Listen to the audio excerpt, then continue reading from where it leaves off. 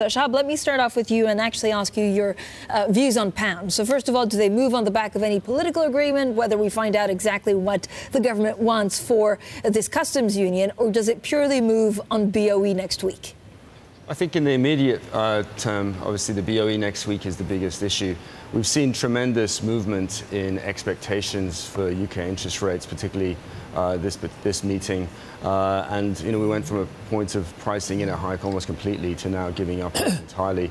I think what the market will be looking for from the BOE at this point is some sense of how much they feel the slowdown we've had in the European economy, the UK economy, materially impacts the longer-term rates outlook. And if they have turned even more dovish than what the market is pricing in now, which is still another hike this year, then of course the pound could suffer, irrespective of what happens in the customs union negotiations.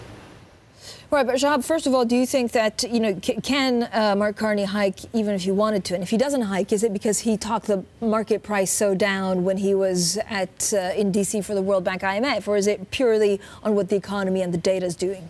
I think really it's about the economy. If you think about the February inflation report, for example, at that point in time, the BOE was banking on fairly robust European growth. And it was looking for that to persist as a source of UK exports, for example. And what you've seen instead is a much weaker outcome from Europe. So that gives the Bank of England room to pause at this point in time.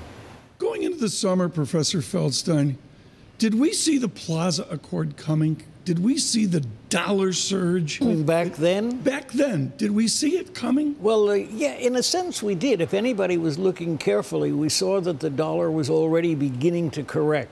And Jim Baker, a very smart guy, saw that the dollar was weakening, and he didn't want that to be the market is giving the U.S. a bad grade. So he took the initiative, and he said, we're going to make the dollar come down. And so that's what happened.